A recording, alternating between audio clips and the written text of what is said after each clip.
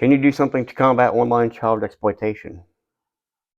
Or what could you do as sheriff if you were elected? We'll go back to education. Now, online exploitation is the perpetrator is looking for opportunity. So take away that opportunity, right? And to take away that opportunity, it's, I believe, the responsibility of parents to make sure that keep an eye on what your kids are doing. Now, Which comes from what you say with the education part of it, right? educate them. Hey, look, this is social media is out there. The new landscape for this stuff. Well, it's open season, and there's so many platforms. So what are your kids doing on social media? I mean, you have they're constantly back and forth with people. Are they taking pictures that are inappropriate and sending it to their friends, which is wreaking havoc because of it's ruining kids' lives because it's getting out there, and you know how it's tough being a kid, and they know if you're embarrassed because there's things out there that people are making fun of you about. That's hard for somebody at that stage in their life to be able to process. Right. It's hard enough for adults to do it, let alone young adults.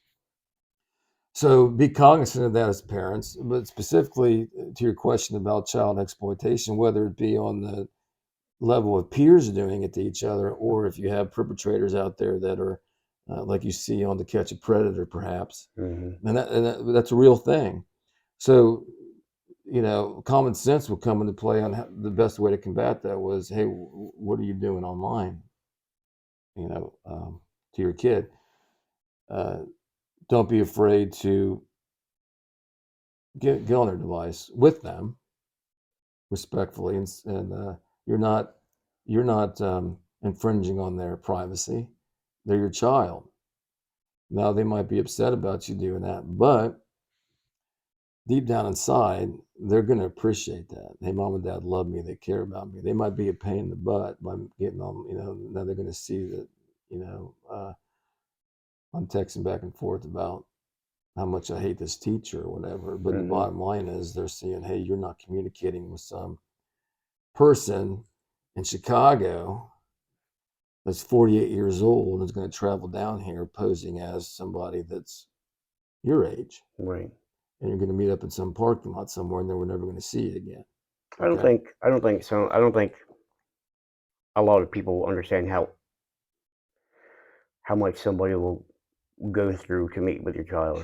Like there's a specific app that not many people know about unless you dive into some of these topics to any depth, where you don't need to sign in and have a username. And some of these apps, I'll mention one, Whisper. There's no sign in. You just post. And if I've done this, I've gone on there and pretended to be a 13-year-old girl. Within 30 minutes, I had a guy from New York wanting to meet me in Zanesville. Immediately, I just withdrew because I've had some not great experiences as a child, so it just brought back that memory, and I was like, I couldn't even meet up with somebody like that to show them, hey, look at this person, he's a dangerous person. You know, because we've seen those videos on YouTube as well, or To Catch a Predator, when you to expose these people. And I'm not afraid to meet anybody, but when it's something brings back a memory from what happened to me, for example, those are hard to overcome. And when I do that, when I did that on Whisper, and less than 30 minutes later, I had a guy from New York wanting to meet me in Zanesville. I knew immediately that not just as a parent, I need to be more aware, but I don't know how to tell the public how easy it is for this to happen. And it was amazing to me the amount of people that was in the comment section that ignored those messages wanting me, a 13-year-old girl, to send photos and videos to this guy. Yeah, one of the things you said was, as a parent, it's not your job to be their friend per se. It's okay to be friendly, but it's good to grab their phone right from their possession. Like, let's go through this, but be honest about it. Like, I'm not gonna get upset if you talk about how bad of a dad I am to your friends, because that's what I did when I was a kid. You know what I mean? But if you're doing something that's putting you in danger or putting this family in danger, that's something we're going to talk about. That's going to make you feel uncomfortable in the process of. So I think that's what you're alluding to with the education starts first with family. There was not a recent interview, but there's a interview of a known uh,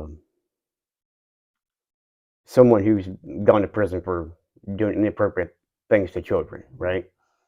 And in his interview, the question was, how do you choose your victim? And he said, well, one of the first things I look at is the father. If he's a threat, I stay away. If there's no father at all, it's easy pickings.